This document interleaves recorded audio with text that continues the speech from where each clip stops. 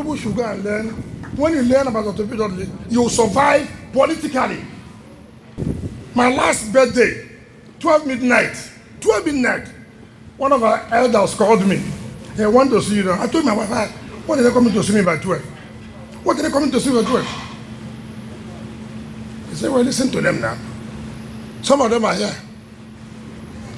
They came to me, 12 midnight. They said, oh, one day we shall be ready. I said, okay.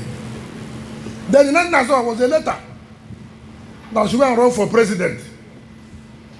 All these are here, they signed those documents, all of them. They signed it. They signed the document. I should run for president. I said, I should run for president, yes. I said, okay. You will do, go and give me who will be governor. I said, go and give me who will be governor. Forget president. Go and give me who will be governor. They all sat there. They were looking left, right. I said, okay. But those who are entitled to be governor, raise your hand.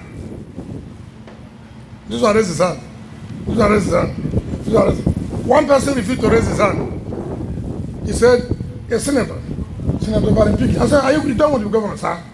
Let me hold the one where God will give me first. Let me hold this one. Let me not lose the two out. So all of them. Then I said, okay.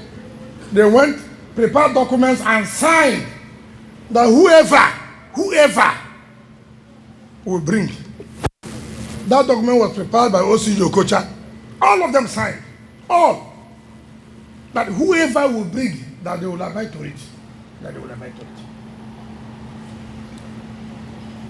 Then when we took one person, they went to Abuja. I must not be vice president. What is my business? What is my business? I've done well. I'm happy. I'm living. Very, very happy to live. And that I've done very well.